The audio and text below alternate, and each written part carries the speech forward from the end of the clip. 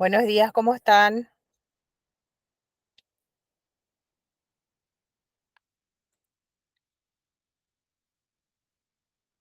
Buen día, ¿me escuchan? Buen día, profe. Buen día, al fin se conectó. Bueno, voy a avisar un ratito en el grupo que ya estamos conectados.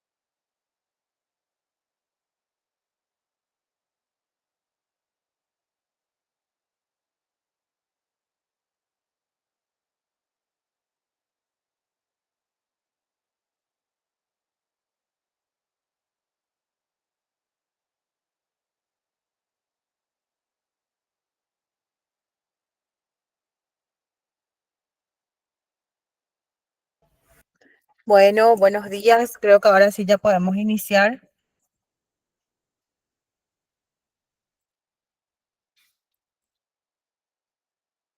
Se escucha bien, me dijeron hace rato, ¿verdad? Bueno, no voy a compartir la cámara por el tema de la conexión, porque a veces eso hace que se vaya debilitando también la conexión. Es lo que me dijeron. Entonces vamos a evitar nomás eso para poder desarrollar bien la clase. Muy bien, gracias, prima Quiñones, sale ahí, ¿verdad? Bueno, voy a compartir ya la pantalla. Vamos a ver, conmigo van a iniciar este módulo que para la maestría se llama Políticas y Tendencias Educativas, y para la especialización en didáctica universitaria es entonces Tendencias de la Educación Superior. Y como no podemos nosotros separar las políticas educativas de las tendencias, entonces este por eso también es un módulo común que ustedes tienen. Bueno, acá en el aula virtual, antes de empezar con el desarrollo de la clase, les quiero comentar cómo es que vamos a trabajar, ¿verdad? A mí siempre me gusta ver videos educativos, y eso entonces me gusta después comparar con la lectura que tengo. Entonces, como profes, nosotros nuestro estilo de aprendizaje también tiramos hacia nuestros alumnos, ¿verdad? A lo mejor hay alumnos que les gusta solamente leer, no quieren ver el video, a lo mejor hay alumnos que les gusta escuchar, y a través de esa escucha, entonces una y otra y mil veces pueden aprender. Pero como les digo, como a mí me gusta aprender de esta manera, entonces yo también generalmente suelo hacer así las clases, ¿verdad? Todas las clases que nosotros vamos a desarrollar, entonces yo les voy a dejar a ustedes unos videos educativos, unas preguntas que tienen que ver con ese video, para que después nosotros podamos, ¿cómo se dice? eh, Comparar lo que aprendimos en el video con lo que es nuestra situación aquí en el Paraguay. Entonces, por eso les dejé estos dos videitos de políticas educativas que se desarrolló en la Argentina, ¿verdad? La Argentina no está muy lejos de nosotros, y entonces nosotros lo que vamos a hacer es responder a las preguntas y hacer también una cuestión de metacognición, donde nosotros, ¿qué es lo que hacemos? Comparamos lo que aprendimos en el video con lo que pasa en lo que nosotros conocemos en nuestra situación. Bueno, cuando nosotros tenemos después nuestros debates así en vivo, después vamos a tener ya unas tareas que ustedes van a ver solos. Por eso esto está todavía oculto. Es un material de lectura que habla ya sobre el marco normativo y la estructura del sistema educativo en el Paraguay. Y en base a este material, ustedes, ¿qué es lo que van a hacer? Van a, perdón, van a completar el cuestionario que tienen también en el aula, ¿verdad? Entonces ahí se cierra lo que sería el aprendizaje el aprendizaje esperado de este primer encuentro. Ahí tienen el cuestionario, yo después les voy a estar compartiendo eso. Y así también vamos a ir desarrollando todas las otras clases, ¿verdad? Tienen video. El video, cuando yo les dejo, va a ser para que suban la tarea en ese día, ¿verdad? Porque yo ya les habilito un día antes para que puedan mirar, para que tengan un conocimiento previo antes de la clase, y después de eso, entonces las respuestas que se les pidió tienen hasta las 23:59 del día que tienen que subir, o sea, del sábado que se desarrolló. Pero el cuestionario sí van a tener un poco más de tiempo, porque tienen que leer ustedes el material y luego completar el cuestionario, y así vamos a ir desarrollando la clase. ¿Ustedes tienen alguna pregunta hasta aquí? Buenos días, profe. A mí no me Buenos quedó días. muy claro. O sea que, por ejemplo, ayer nos compartiste los videos y el cuestionario. O sea, ¿hasta cuándo Sí, tenemos tiempo para poder hacer esa tarea? Yo por mí particularmente ya vi el video, solamente que todavía no respondí las preguntas. ¿Hasta sí. cuándo tengo tiempo? Estas preguntas que les pasé ayer hasta hoy tienen tiempo de subir. Hasta hoy. Ok, Hasta eso es lo hoy, que quería porque saber. Yo sí. ya empecé a hacer, me falta terminar. Muchas Bueno, gracias. de nada. ¿Por qué les voy a dejar así? Y en todas las clases van a tener dos tipos de tarea. Uno que es lo que a ustedes les va a dar ese conocimiento previo antes de desarrollar la clase en vivo conmigo, ¿verdad? Y por eso entonces ustedes tienen hasta este día, hasta el día de hoy, para poder subir sus respuestas, que es lo que vamos a hacer después cuando estemos desarrollando, ¿verdad? Pero cuando ustedes ya se quedan solos, van a tener el cuestionario, ¿verdad? Que van a hacer en base a una lectura que yo les doy. En este caso es acerca del marco normativo del Paraguay y van a tener este cuestionario que yo les dejo abierto hasta por una semana. Acá, por ejemplo, está desde el sábado 31 de agosto a las 12 horas, después de terminar la clase recién, hasta el viernes 6 de septiembre. Hasta las 23:59 tienen tiempo de hacer el cuestionario y tienen 2 intentos permitidos, ¿verdad? Entonces, ese es el método en el que vamos a trabajar en este módulo. Y así sucesivamente para todas las otras sesiones de clase. Bueno, entonces, si ya no hay preguntas respecto a cómo vamos a ir desarrollando la clase, me gustaría que me digan, que alguien abra su micrófono y me diga qué es lo que aprendió acerca del impacto de las políticas educativas en el trabajo cotidiano de los docentes, según lo que se pudo visualizar en el video educativo.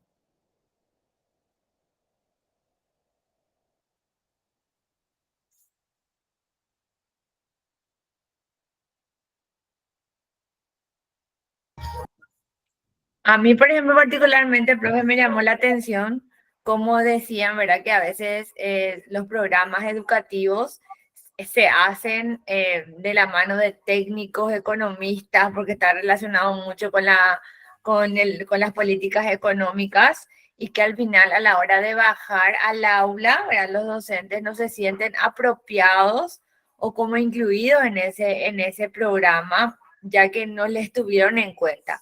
O si es que sí le escucharon, su voz no se ve reflejado. O sea, eso me llamó muchísimo la atención y realmente sentí que realmente es así. Ujú. Muy bien. Entonces, uno de los problemas es que justamente ese docente que es el que trabaja en bajar el currículum, ¿verdad? Al aula, no fue involucrado, ¿verdad? Por eso que muchas veces nosotros cuando estamos en aula decimos, Dios mío, ¿para qué esto tenemos que desarrollar si no tiene nada que ver eh, con lo que los niños necesitan, con lo que nuestros adolescentes están necesitando, ¿verdad? Y eso ocurre aquí y ocurre en todos lados del mundo, ¿verdad? Porque las políticas educativas se toman en el nivel ya superior, por eso que se llaman políticas, ¿verdad? Entonces, yo como país digo, bueno, yo quiero que dentro de 30 años, quiero tener paraguayos y paraguayas que eh, sepan obedecer órdenes y no quieran luego pensar mucho, ¿verdad? Y si piensan mucho, ellos se van a dar cuenta que van a tener algún tipo de consecuencia debido a ese su pensamiento que no está bien, ¿verdad? Ese, por ejemplo, fue un tipo de política educativa que nosotros tuvimos durante la dictadura.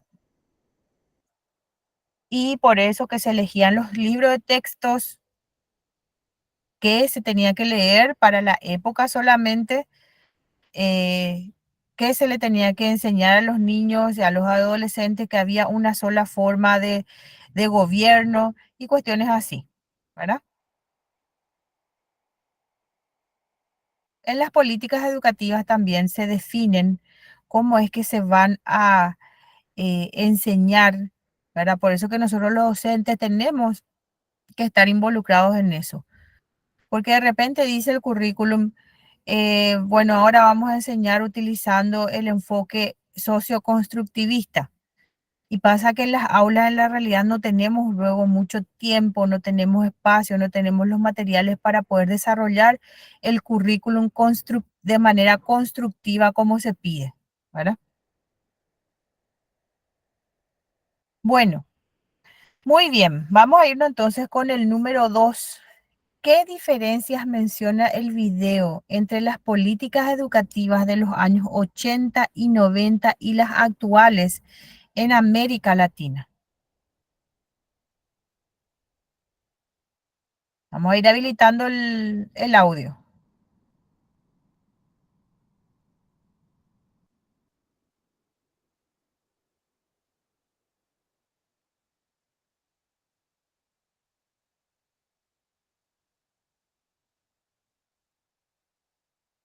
A ver quién está por ahí. Paola.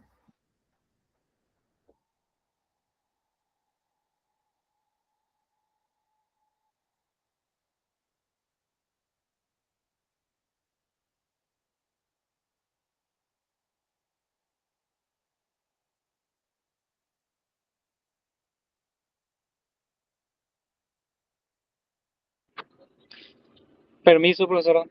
Adelante. Yo principalmente lo que detecto es que innovaciones tecnológicas lo que no había en esa época, comparado con lo que actualmente utiliza el sistema educativo. Innovaciones tecnológicas, no en los 80 y 90, ¿verdad? A partir de del 93, 94 recién, por ejemplo, empezó el auge de tener clases de computación, ¿verdad? En las escuelas, en los colegios, y se tuvo que enviar eh, o hacer un aula de computación, así se llamaba, ¿verdad? Pero también entre los 80 y 90, lo que como eso era época de gobiernos militares, ¿verdad? Las políticas educativas iban también enfocadas hacia lo que recién les decía, ¿verdad? Que ese ciudadano de ese país tenía que saber que había una autoridad máxima que se tenía que respetar y de ese no se tenía que salir, ¿verdad? Entonces, yo les estoy haciendo las preguntas para que nosotros podamos dimensionar cómo estas políticas educativas también alrededor del mundo fueron, eh, fueron influenciando e impactando también las políticas que nosotros hoy en día tenemos en nuestro país, ¿verdad? Por eso que les digo que es importante que miren primero los videos que les voy a ir poniendo para que respondamos juntos las preguntas que tenemos y podamos hablar en la clase. Yo ya me estoy dando cuenta que algunos no vieron el video, ¿verdad? Porque después, cuando vamos a hacer esto de la metacognición, ya vamos a irnos directamente con lo que nos compete a nosotros como paraguayos. Porque dice acá, comparen las políticas educativas mencionadas en el video con las actuales en Paraguay. ¿Encuentran similitudes o diferencias significativas? Pero como no podemos, no, o sea, yo les voy a dejar por hoy porque no sabían todavía cómo íbamos a desarrollar la clase. Pero yo les pido por favor que para la próxima ustedes sí vean los videos y sí respondan las preguntas que les dejo para que podamos desarrollar bien la clase. ¿Les parece? Yo voy a ir llamando lista y voy a ir pidiéndole a cada uno de ustedes que vayan respondiendo para que nuestra clase sea un poco más significativa y podamos después sustentar lo que es la educación igual. De A ver, acuerdo, profe. muy bien.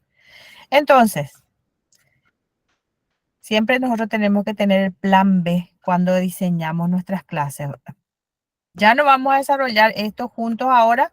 Vamos a ver entonces el marco normativo y la estructura del sistema educativo en el Paraguay, que nos va a servir para poder hacer este, el cuestionario que les dije, ¿verdad? Ya les voy a habilitar para que ustedes puedan ver también el material.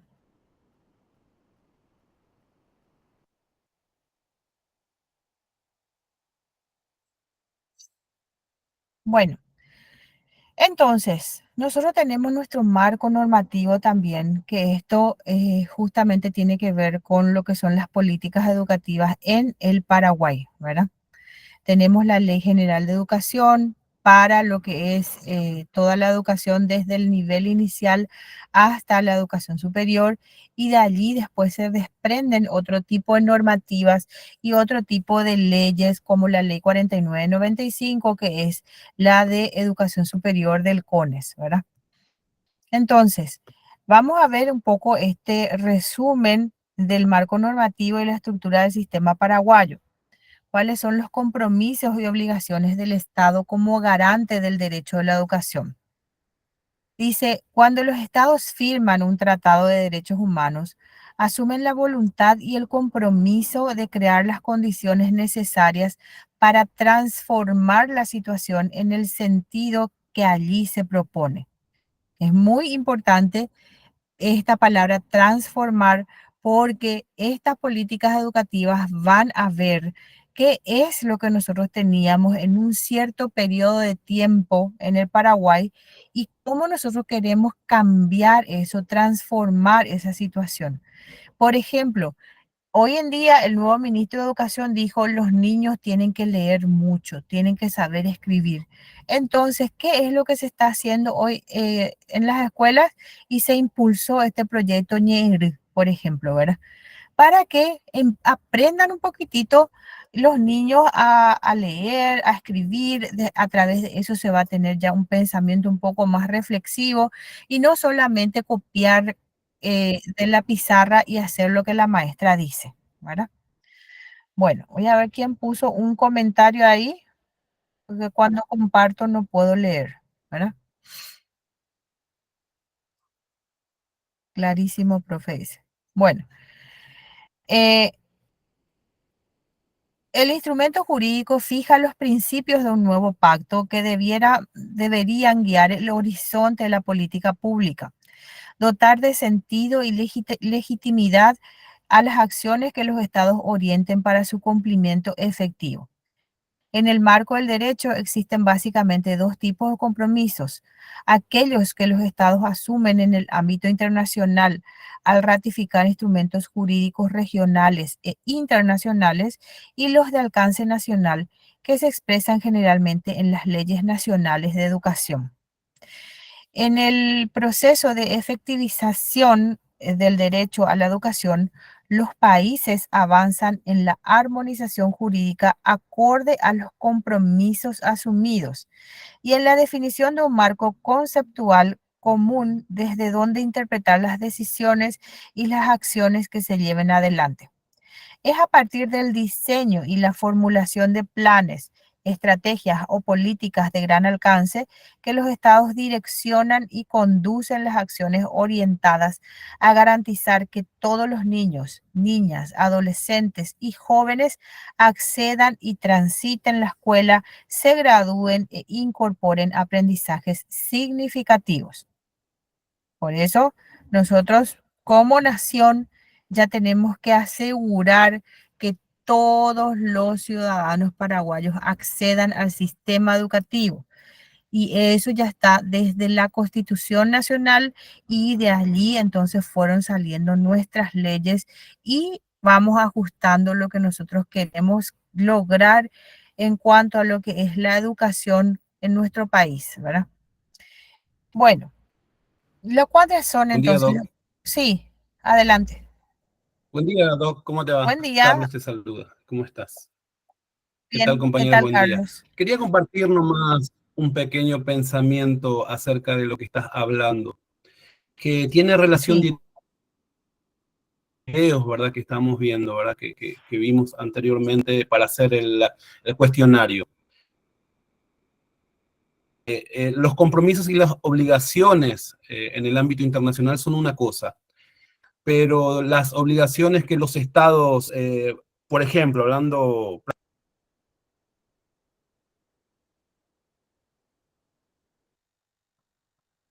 Te quedaste en silencio, Carlos.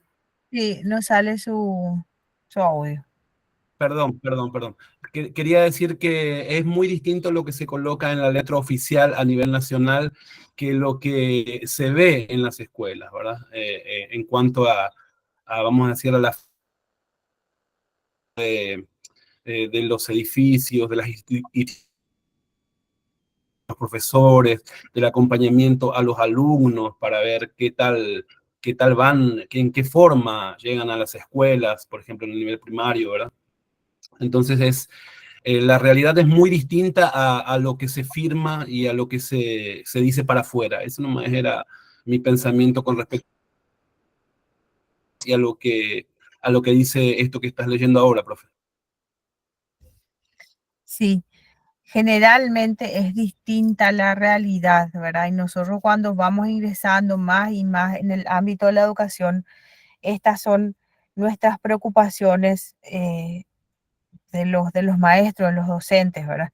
Porque, por ejemplo, a nosotros se nos exige si somos docentes bajo la gestión pública, a nosotros se nos exige todo el tiempo que nos estemos capacitando, ¿verdad?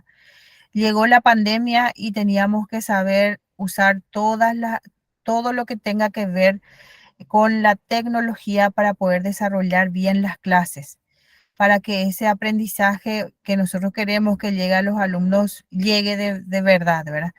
Pero después, ¿qué pasó? Se terminó la pandemia y el propio ministerio dijo, vamos a volver a las clases presenciales. Cuando que el mundo entero ya giró y dijo, había sido que a través de la virtualidad también se aprende y encima el alumno se autoexige más porque tiene que demostrar lo que hace, ¿verdad?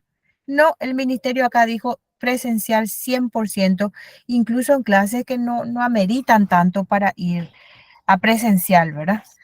Eh, ¿Por qué digo que no ameritan? Porque hay cosas que nosotros podemos leer y yo no digo, bueno, 100% virtual para los niños porque ellos necesitan socializar, pero ¿por qué no hicimos devolver por lo menos 3 veces a la semana?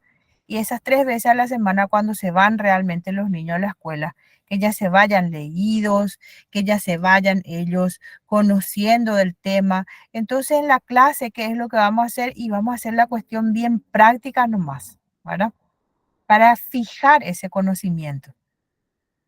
Y hay mucho que se dice en el papel, así como les digo, se nos exige que nos capacitemos todo el tiempo porque hay escalafonamiento, porque hay puntaje hay un SIGMEC, se llama el sistema del MEC, donde uno va subiendo sus títulos y todo eso y te dan puntos y ahí vos puedes acceder a otras cosas, ¿verdad?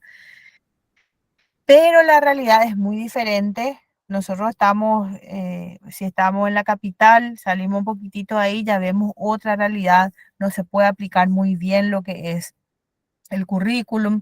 A veces los niños se van sin comer a las escuelas y eso ya en el neurodesarrollo se puede ver que si uno no alimentó bien su cerebro, porque del cerebro sale todo, entonces realmente la información después llega despacito. Es como que no, algo le pasa y eso se ve en las aulas también, ¿verdad?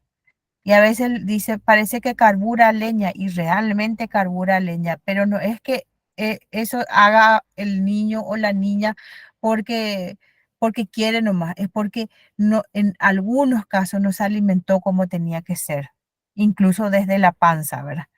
Y todas estas cuestiones es lo que se tiene que tomar en cuenta cuando se van redactando las políticas educativas. ¿Qué es lo que vamos a hacer nosotros? ¿Qué le vamos a decir a los profesores que vayan enseñando?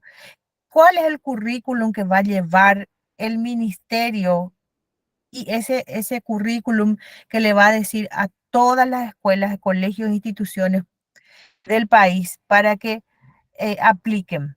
Y después cada una de las escuelas otra vez tiene, por ejemplo, eh, su forma, su contexto, ¿verdad? Hay escuelas que son religiosas y por supuesto van a tener que enseñar lo que dice el currículum oficial y eso también después sacar un poco para que puedan los niños aprender acerca de la religiosidad y eso otra vez es lo que la escuela le dice a los profes que bajen, ¿verdad? Es muy amplio lo que nosotros vemos acá en políticas educativas, ¿verdad? ¿Y cuáles entonces son esas tendencias que nosotros vamos a llevar en nuestras aulas para eso? Nosotros tenemos también los objetivos de desarrollo sostenible.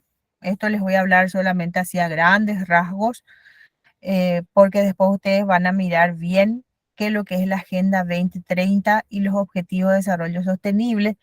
Uno de los objetivos de desarrollo sostenible justamente es la cuestión de género, ¿verdad? Y dentro de eso entra lo de empoderar a las niñas y mujeres de todo el mundo. Y nosotros cuando hablamos de esta cuestión internacional, también tenemos que ver estos objetivos de desarrollo sostenible para todo el ámbito educativo del Paraguay. ¿Sí? Bueno, ¿hay alguna pregunta hasta aquí? Profe, yo quería hacer como un comentario. Yo cuando vi el video también decía una parte, ¿verdad? Hablaba de las evaluaciones, así como el PISA, ¿verdad? Que explicó muy bien para el alumno. Pero también hablaba, por ejemplo, que en Ecuador se hacían como evaluaciones a los docentes y que era como un requisito para continuar en ese ejercicio de la docencia. Eso me parece demasiado interesante. Yo no sé si es que, como no me dedico al tema directamente de educación en aula, pero hasta donde yo sé, creo que no existe ninguna evaluación al docente en Paraguay. Se va la conexión, parece. Porque Perdón. la evaluación al docente en Paraguay sí existe, ¿verdad? A nosotros, por ejemplo, en el Instituto de Formación Docente, que depende directamente del Ministerio de Educación, sí nos evalúan, hay una evaluación del desempeño docente. Ahora, eso, y como estábamos diciendo, hay en papel muchas cosas lindas, pero después del papel, ¿qué se hizo cuando te evaluaron? Eh, ¿Cuál fue el impacto de esa evaluación? Te dieron una retroalimentación, te dijeron cuáles son tus fortalezas, cuáles son tus debilidades, en qué tendrías que mejorar y en base a eso pedirte que hagas algún tipo de capacitación para poder mejorar. No, ¿verdad? Entonces ahí es donde nosotros estamos un poco flojos porque hay mucha gente que estudia para ser profesor, ya desde profesor de formación inicial, pero estudia porque ese le va a dar una entrada de dinero nomás, ¿verdad? Y ahí estamos nosotros equivocados, porque no se hace tampoco una evaluación para ver si uno tiene las aptitudes para poder ser maestro, porque esto es muy importante. Nosotros vamos a trabajar con gente y vamos a tocar el alma de las personas a través de las enseñanzas que nosotros damos. En Paraguay tenemos de todo un poco también para poder hablar en frente de los otros países en cuestiones de educación. Lindo es todo lo que dice, pero hay veces en donde no se aplica.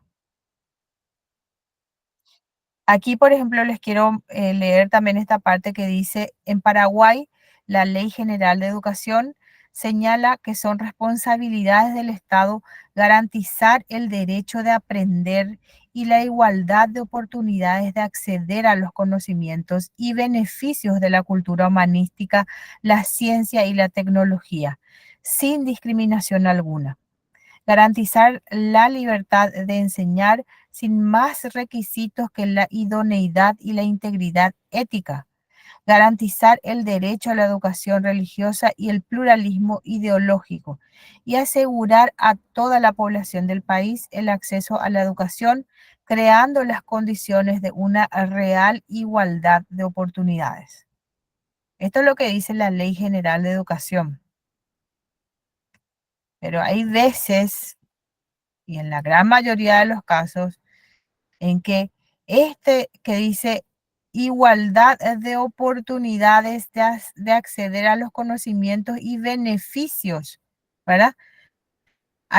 Si vamos en escuelas públicas muy carenciadas, no creo que tengamos la igualdad de oportunidades de acceder a los conocimientos, ¿verdad? Que uno que va a un colegio triple A, donde tiene doble escolaridad, donde tiene toda la sala de informática, donde tiene mucho acercamiento a una buena enseñanza de las matemáticas. Y entonces, ¿qué pasa cuando nosotros vamos a la Universidad Nacional de Asunción y queremos ingresar, por ejemplo, a la Facultad de Ingeniería? Y yo les doy este ejemplo porque tengo demasiados casos y muchos alumnos, muchas personas que me dijeron lo mismo. Profe, ¿sabes qué pasa? Yo no vengo de tal escuela, me formé ahí y hice el colegio en tal colegio. Y qué pucha te dicen, ¿verdad? La matemática que nos enseñan en la universidad es así para el ingreso nomás luego. Y después tengo compañeros ahí que vienen de tal colegio, que vienen de tal colegio y ya saben todo. ¿Y cuál es entonces la sorpresa que se llevan estos alumnos? Que ingresan otra vez aquellos que tuvieron mejores oportunidades en el colegio y le sacan su lugar a los que no tuvieron esa oportunidad. Entonces, como no tienen luego dinero para irse a pagar su colegio privado, ¿qué es lo que va a hacer? Y va a tratar de ingresar una y dos y tres veces hasta que ya no, si es que no ingresó en la tercera, a lo mejor ya deja. Entonces, no hay tanta igualdad de oportunidades tampoco. La educación intercultural bilingüe se estructura a partir del artículo 77 de la Constitución Nacional, que garantiza la enseñanza en la lengua materna de estudiantes y el empleo de ambos idiomas oficiales del Paraguay. Y cuando leemos esto, y si yo soy extranjero, voy a decir que pucha, Paraguay es súper bilingüe, qué gusto. Pero ¿cuál es nuestra realidad? No somos bilingües, ¿verdad? Esto yo les estoy diciendo para que nosotros podamos reflexionar un poquitito en lo que dice el papel y lo que es nuestra realidad. Entonces, así también estas políticas educativas se tienen que pensar, porque desde el momento en que yo digo que mi país es bilingüe, entonces, desde el nivel inicial, yo tengo que tener formación en matemática, en español y en guaraní. Subo de nivel, voy a tercer grado, a cuarto grado, a sexto grado. Yo tengo que tener estudios sociales en español y en guaraní, salud en español y en guaraní.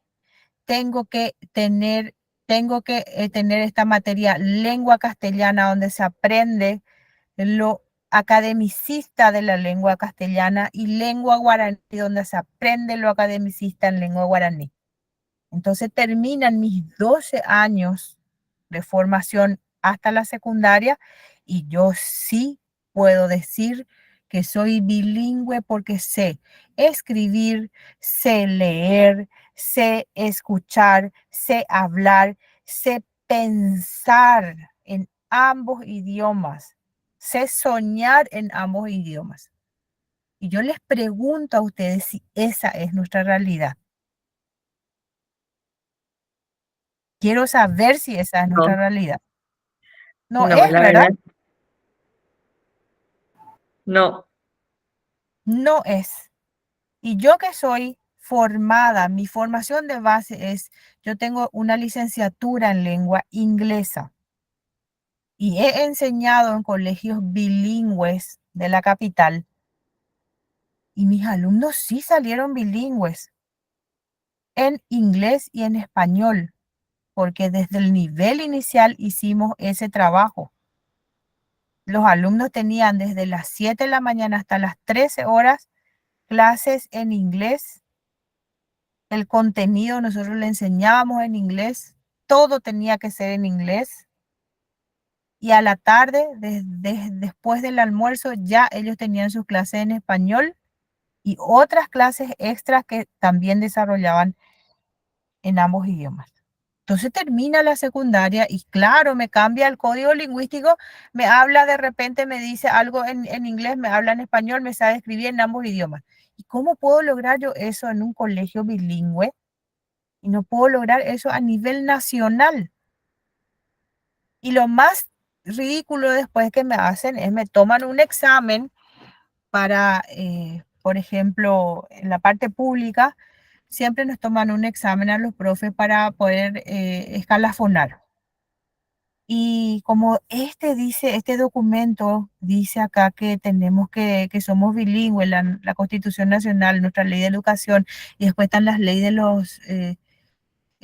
los profesores, eh, nos ponen un examen. Dentro del examen nos ponen por lo menos 5 preguntas que están escritas totalmente en guaraní, con sus opciones en guaraní. Y yo me acuerdo que le dije a uno de mis compañeros, pero esto es ridículo. ¿Cómo a mí me van a tomar un examen así y yo no sé ni leer en guaraní? Yo lo único que sé hacer, y sin mentirles, es, yo soy bilingüe receptiva, porque yo entiendo todo lo que me dicen, pero no puedo tocar el guaraní. No es porque me haga de la chuchi o lo que sea, porque no puedo, porque no sé, no me expusieron a eso, pero sí entiendo todo, ¿verdad? Y bueno, sé decir algunas que otras groserías, que es lo que da más gusto, ¿verdad? Pero me dice uno de mis compañeros, pero profesora, me dice, para eso nosotros somos nuestra constitución. Sí, pero a mí desde chiquitita no me enseñaron así. Entonces es ridículo que de grande me pidan algo. Encima yo nunca, no entiendo nada, me voy a aplazar. Y eso es lo que pasa, ¿verdad? En nuestro país. ¿Y por qué pasa así? Porque estas políticas educativas no se están ajustando a nuestra realidad. Si nuestra constitución dice que somos así, intercultural, bilingüe, no sirve de nada que nosotros en esta semana nomás se hizo toda la cuestión del, ¿cómo se dice? Del folclore, del no sé qué coso ara, y uno se viste paraguayo y hace esto y hace aquello. ¿Y dónde estamos cumpliendo con esta parte?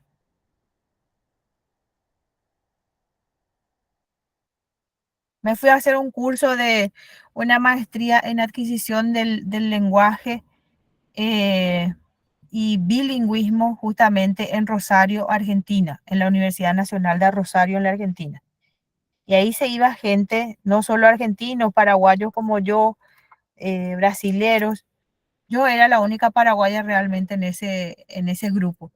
Y cuando me presenté, yo dije que era el Paraguay, ellos me miraron, ay, qué gusto, podemos hacer muchas investigaciones, porque en tu país esto, en tu país aquello.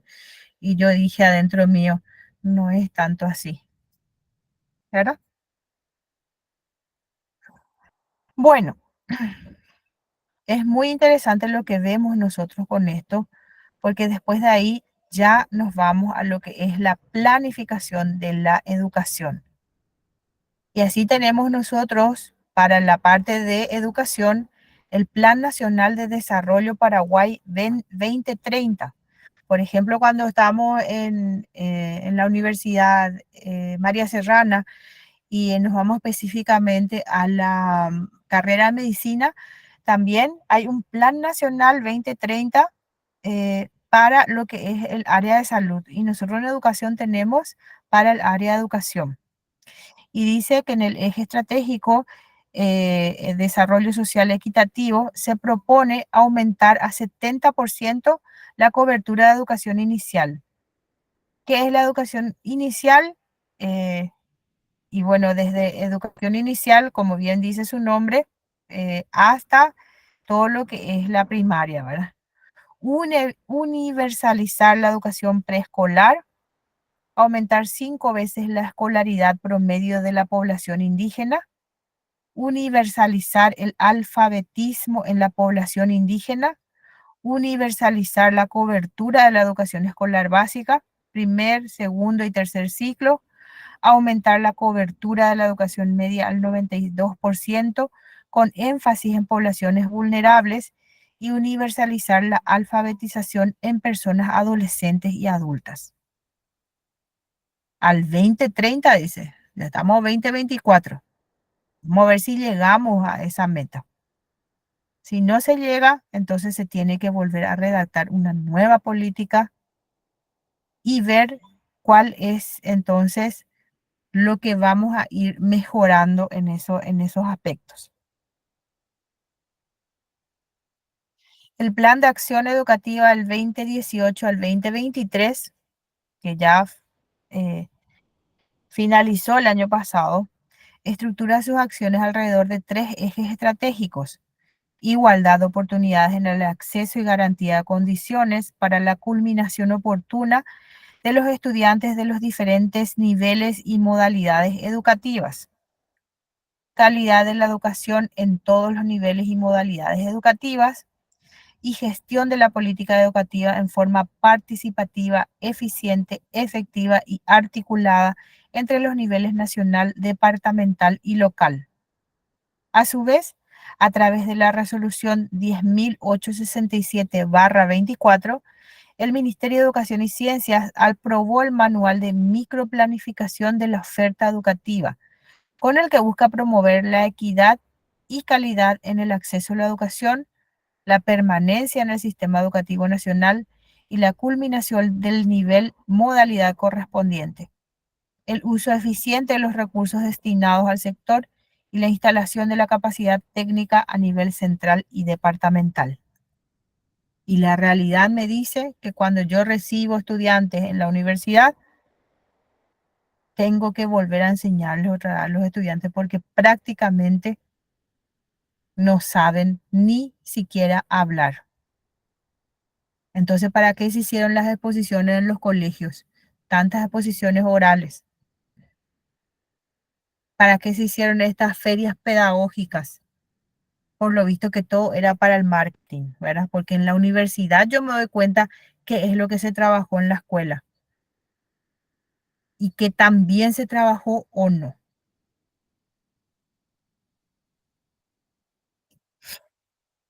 Bueno, yo creo que es demasiado importante lo que tenemos que desarrollar en este primer encuentro y me gustaría hasta acá hacer este desarrollo. ¿Por qué les digo hasta acá? Porque les pido por favor que para la próxima clase todos puedan ver el video o los videos que les puse en el aula y también leer este material para que podamos juntos ir hablando, ¿verdad? Así no sea yo nomás la que estoy hablando. ¿Qué les parece? ¿Está bien? Y Suni, alzaste la mano, ¿querías hablar?